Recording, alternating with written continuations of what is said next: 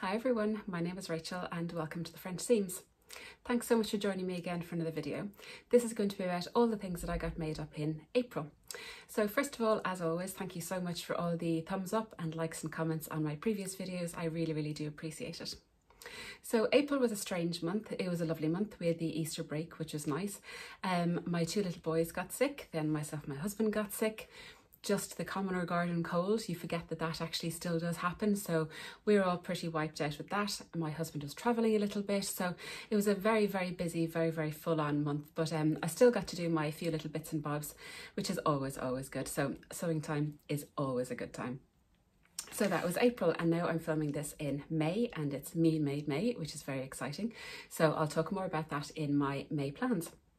Today is Friday, and it's also Frocktails Day, so very excited about that. I have the day off work today and I'm just about to start packing to drive up to Belfast, and I'm going to do a separate video all about that, which is going to be really exciting. So yes, you can tell I'm super excited about this. So I'll start with what I'm wearing, and this was the first thing I got made up in April because I was keen to get it made up for Easter because I thought it was just such a beautiful colour. And this is the Love Notions Fraser cardigan, which I first saw on Megan G Makes a video, the lovely Megan in Canada. So as soon as I saw it, I just thought it was such a beautiful pattern, so I was really excited to buy it for myself. So, and I'm really happy with how it came out. So I'll give you a little twirl. Huge pockets and a seam at the back, a kind of a dippy hem at the back, a lovely curved neckband here, and it sits beautifully around the neck here as well. That's a separate pattern piece at the back, which gives beautiful shaping. And the fabric is from Anne-Marie at the Crafty Studio, and it's a French terry in cyan, and it is the most beautiful colour. I don't think I've ever had anything this colour before, but it's just so beautiful. It really cheers up an ensemble. I've got it today with I can never remember the name of this pattern. The Agnes from Tilling the Buttons with the ruche sleeves, which you can't really see under the cardi. So it's such a great pattern. I'd never made a Love Notions pattern before, but I was really impressed. I made the straight sides medium according to my measurements, so my measurements were pretty spot on. I did the standard bust. It does come with a fuller bust pattern piece, but because of my high bust and full bust, I fit into the standard bust. I didn't add any length to it. I did add 1/2 inch to the sleeves, just because I like my sleeves pretty long, and it's pretty perfect. For the finished garment measurements for a medium, my hips are bigger than the finished garment measurements, but I think that's the way it's meant to sit. It's not meant to close fully around you. So as you can see here, so I think the fit is pretty spot on. It is a graded pattern, which is great. I did the A0 copy shop version, so I treated myself.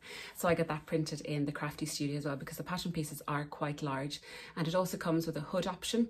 So and these band pieces are quite large. So I was pretty pleased. I did the A0 version just to save me sticking together so many A4 pieces, which was great. This French terry isn't a 4-way stretch, which it does recommend in the pattern. So the only difference I made was I did the cuffs against the grain just to give them a bit more stretch. But aside from that, using this French terry was absolutely perfect. It's just a little bit more easing into the neckband piece and the lovely pocket detail, but it's absolutely fine. And I was just so taken by the colour. It's so beautiful. Anne-Marie has this in a few different colours as well. She's the most beautiful sunny yellow colour, which I'm very tempted by. Anyway, I digress. So the curved band here, I got a few questions on this actually about how fitting the neckband was, and it was actually fine because you're fitting a curved band into a curved edge, so it's not like you're trying to ease it into a straight portion of fabric. So it's actually pretty okay. There's a ton of notches, and if you just take your time, clip loads. And what I did actually, usually I'm quite cavalier, I just go straight in with my overlocker, but this time I did sew it on my sewing machine first, and then I just overlocked the edges, which I think made life much easier for myself. But you can see here the beautiful curve it has here, so it sits in very nicely. So yeah, and I just think the fit is really spot on. It's great. It does have a centre back seam, which is I'd never seen that in a cardigan before, but it does give lovely shaping, and the pockets are fabulous. They're just huge. You can fit anything you like in them. They're absolutely brilliant. The instructions are really good. So yeah, my first time doing a Love Notions pattern, and I would definitely try them again. And I would love to try the hooded version. So Karen from So Little Time has done a beautiful hooded version, so I think I'm quite tempted by that. I think it would look really nice. In the instructions there's a few inspirational pics down the bottom, including the lovely Megan, and I thought that was a really nice idea because you can see it on different people and different fabrics, and so it's a really nice touch actually to give you a few ideas for your next one. And I will be making this again. I really like it. Yeah, so this is my first make, the Fraser cardigan by Love Notions. The next thing I got started on in April was the little chef set from my older boy. This is a new free Waves and Wild pattern, and when I saw it I just thought it would be perfect for him because on the weekends we love to do a little bit of baking, and so I thought it would be absolutely perfect. And also I found this beautiful Gruffalo print, so this is from Love Fabrics. So the pattern is really great. It comes with a little apron piece and it also comes with a chef's hat, which is just adorable. So I'll model this for you so you can see here. Now, there we go. It's the real deal. So, and this pattern was absolutely brilliant. I really enjoyed making it. It just comes in one size, but obviously because you can do the hem smaller or larger, and also with the ribbon ties and the neck ribbon as well, you can make it slightly bigger or smaller, which is great.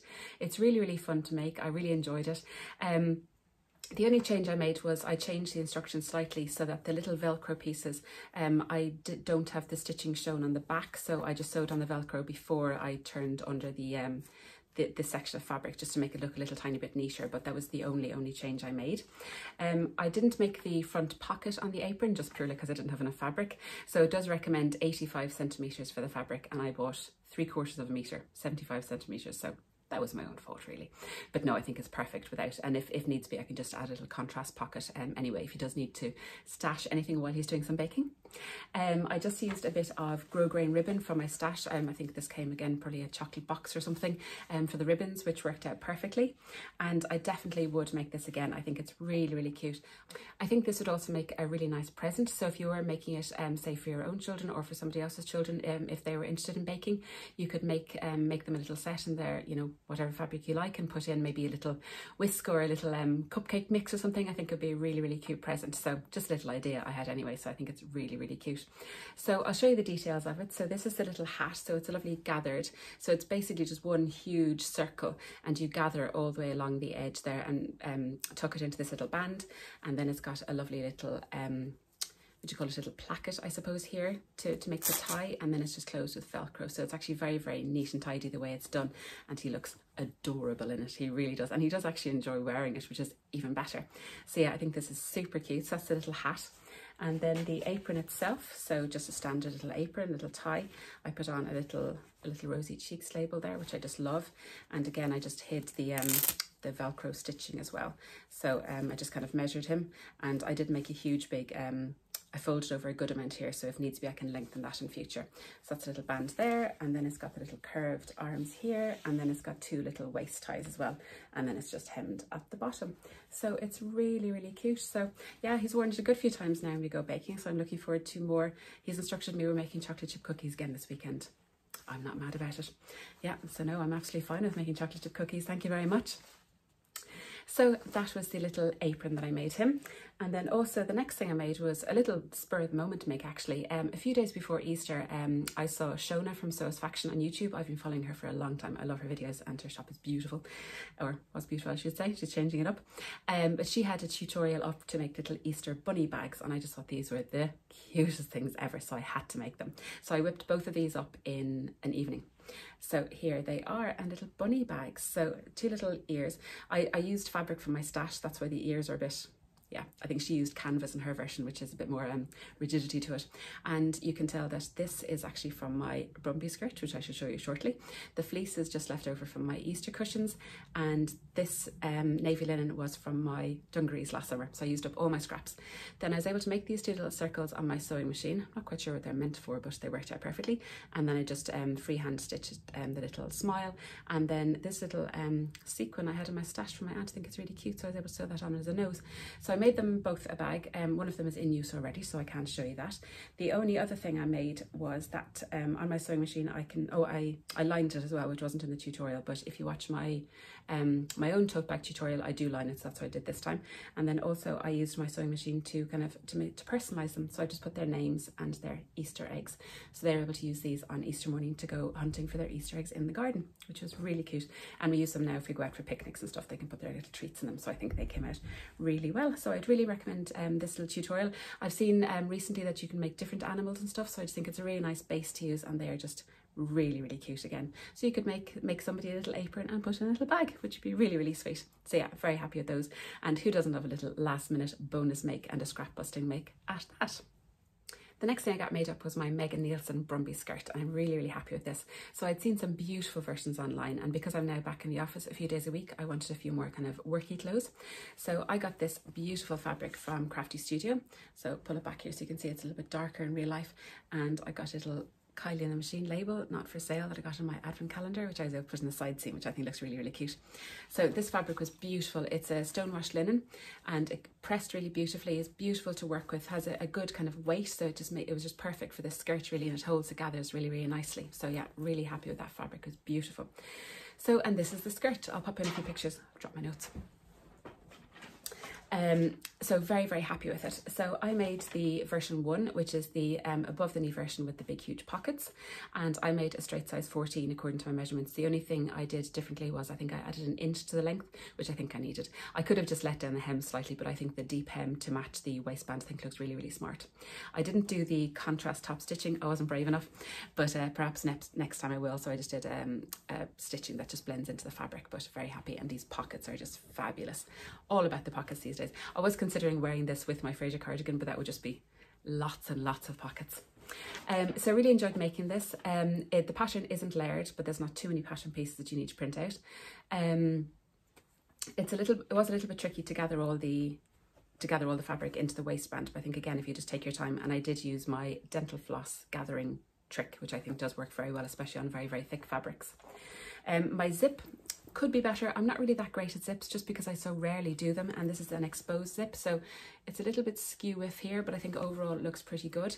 And it's functional, which is always good, but I think it just looks really nice, a little bit of difference at the back. So yeah, I should really start doing zips more because I really do need more practice.